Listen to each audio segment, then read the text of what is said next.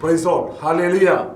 ജെനിസ് മീഡിയയിലേക്ക് എല്ലാ ദൈവമക്കളെയും സ്വാഗതം ചെയ്യുന്നു. പ്രത്യേകിച്ച് ഒക്ടോബർ 1 അത് പരിശുദ്ധ അമ്മയോട് ചേർന്ന് ലോകം മുഴുവൻ ജപമാല ചൊല്ലി അമ്മയോട് ചേർന്ന് നമ്മെ തന്നെ വിശുദ്ധീകരിക്കാനും മിശിഹ ചരിത്രത്തെ ധ്യാനിക്കാനും ഒപ്പം തന്നെ സഭയെ പടുത്തുയർത്താനും ദൈവം നൽകുന്ന ഈ ഒക്ടോബർ മാസം നമുക്ക് അതിനോട് പ്രത്യേകമായി നമുക്ക് പ്രാർത്ഥിക്കാം. അമ്മേ മാതാവേ, ഞങ്ങൾക്ക് വേണ്ടി പ്രത്യേകമായി മാധ്യസ്ഥം വഹിക്കണമേ. നന്മ നിറഞ്ഞ മറിയമേ സ്വസ്തി, കർത്താവ് അങ്ങയുടെ കൂടെ സ്ത്രീകൾ അങ്ങ് അനുഗ്രഹിക്കപ്പെട്ടിട്ടുള്ളതാവുന്നു. അങ്ങയുടെ ദൃത്തിൻ ഫലമായ ഈശോ അനുഗ്രഹിക്കപ്പെട്ടിട്ടാവുന്നു. പരിശുദ്ധ പറയുമ്പോ തമ്പുരാനമ്മേ, പാപികളായ ഞങ്ങൾക്ക് വേണ്ടി ഇപ്പോഴും മരണസമയത്തും തമ്പുരാനോട് അപേക്ഷിച്ചോളമേ. ആമേ. ഒരു ഓർമ്മപ്പെടുത്തൽ, ഒക്ടോബറിൻ്റെ ഒരു ഓർമ്മപ്പെടുത്തൽ എല്ലാവർക്കും അറിയാം. പ്രത്യേകിച്ച് ജപമാലയെ കുറിച്ചിട്ട് നമുക്ക് പ്രത്യേകിച്ച് കത്തോലിക്ക സഭയിലെ ഓരോ അംഗത്തിനും അറിയാം. അതിൻ്റെ പരമ പ്രാധാന്യത്തെക്കുറിച്ച് എല്ലാവർക്കും അറിയാം.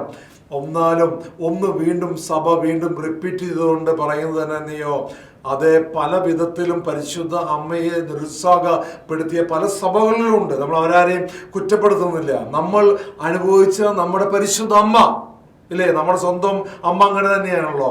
എൻ്റെ അമ്മയെ ഞാനാണല്ലോ അനുഭവിച്ചറിഞ്ഞത്. ഇതുപോലെ തന്നെ നമ്മുടെ പരിശുദ്ധ അമ്മയെ ഞാൻ അനുഭവിച്ചറിഞ്ഞതാ. കാരണം കാലി തൊഴുത്തിനേക്കാൾ മുമ്പ് തന്നെ അത് ഗർഭിണിയായി എന്ന വാർത്ത കേട്ടപ്പോൾ, അതും വിവാഹം കഴിക്കാതെ തന്നെ ഗർഭിണിയായ വാർത്ത കേട്ടപ്പോൾ, അത് ലോകം മുഴുവൻ അമ്മയെ നിന്ദിച്ചപ്പോൾ, അല്ലെങ്കിൽ അമ്മയെ കുറ്റപ്പെടുത്തിയപ്പോൾ, അമ്മയെ ഒറ്റപ്പെടുത്തിയപ്പോൾ, ലോക രക്ഷകന്റെ പിറവി അത് തന്നിൽ സംഭവിക്കാൻ പോകുന്ന വിശ്വാസത്തോടുകൂടെ പരിശുദ്ധ അമ്മ അത് ഉള്ളിൽ വെച്ചുകൊണ്ട് പ്രാർത്ഥിച്ച്, ദേവാലയത്തിൽ പ്രാർത്ഥിച്ച്, അങ്ങനെ ആ ഉണ്ണീശോയും പിടിച്ചങ്ങ് കാൽവരി വരെ പോയി ആ കാൽവരിയുടെ ചൂട്ടിൽ നിന്നുകൊണ്ടും അമ്മയുടെ ഹൃദയത്തിൽ സംഹരിച്ചുകൊണ്ട് ആ ലോക രക്ഷകൻ നമുക്ക് വേണ്ടി മരിച്ച് ഉയർത്തെഴുന്നേറ്റുണ്ടെങ്കിൽ ഈ അമ്മയുടെ ചുടുകണ്ണുനീർ, അതെ, ഈ അമ്മയോട് ചേർന്ന് നമ്മൾ പ്രാർത്ഥിക്കാൻ പോവുകയാണ് അല്ലേ. നമ്മൾ അമ്മയോട് ചേർന്ന് പ്രാർത്ഥിക്കുക. ഈ ഒക്ടോബർ മാസത്തിൽ നമ്മൾ ആ ജപമാല, പരിശുദ്ധ ജപമാല, വിശുദ്ധ കുർബാന കഴിഞ്ഞാൽ ഏറ്റവും കൂടുതൽ ക്രിസ്തുവിന്റെ ജനനം മുതൽ ഉത്ഥാനം വരെ ധ്യാനിക്കാനുള്ള ഏറ്റവും വലിയൊരു മാർഗ ജപമാല.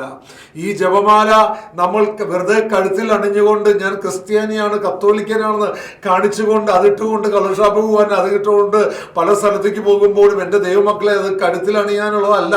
മറിച്ച് അത് എടുത്തുകൊണ്ട് ഭാരത സുവിശേഷത്തിന് വേണ്ടി, ലോക സുവിശേഷത്തിന് വേണ്ടി, എന്നെ തന്നെ വിശുദ്ധീകരിക്കാൻ വേണ്ടി, യോഹന്നാന്റെ സുവിശേഷം 15-3 തിരുവചനം പറയുന്നു, അവിടുത്തെ വചന നിമിത്തം നിങ്ങൾ ശുദ്ധിയുള്ളവരായി മാറുന്നു. ആ വചനം നമ്മുടെ അധരത്തിൽ ഏറ്റു പറയാൻ വേണ്ടി, അതെ, ഒരു ജപമാല എന്ന് നമുക്കൊക്കെ അന്യം നിന്നുകൊണ്ടിരിക്കുകയാണ്. ഈ ജപമാല പ്രാർത്ഥന, നമ്മുടെ കുടുംബ പ്രാർത്ഥന നമ്മളിൽ നിന്ന് നഷ്ടപ്പെട്ടു പോയിക്കൊണ്ടിരിക്കുകയാണ്. നമ്മുടെ കുടുംബത്തിൽ ഒരു ജപമാല പോലും ഒന്ന് ചെല്ലാനോ അല്ലെങ്കിൽ വ്യക്തിപരമായ ജപമാല ചെല്ലാൻ പോലും പറ്റാത്ത തരത്തിൽ പിശാച് ബന്ധിച്ചിരിക്കുക. വെളിപാട് 12:12 പറയുന്നു, ചുരുങ്ങിയ കാലമേ ഉള്ളെന്ന് അറിഞ്ഞുകൊണ്ട് കലിപൂണ്ട സാത്താൻ ഇറങ്ങിയിട്ടുണ്ട്. അതെ, ആ ഇറങ്ങിയ സാത്താൻ പ്രത്യേകിച്ച് കത്തോലിക്ക കുടുംബങ്ങളെ തകർക്കാൻ വേണ്ടി, മക്കളെ നിങ്ങൾ എന്തിനാ ജപമാല ചൊല്ലി പ്രാർത്ഥിക്കണേ?